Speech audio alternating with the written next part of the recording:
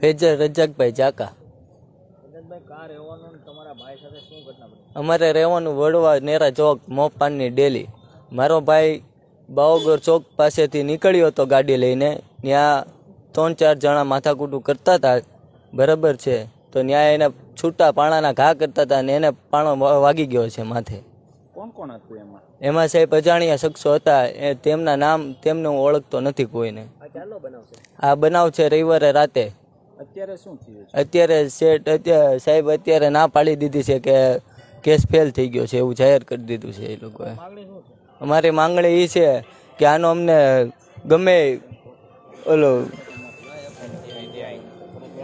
ન્યાય અપાવો, કડકમાં કડક એની સજા થાય.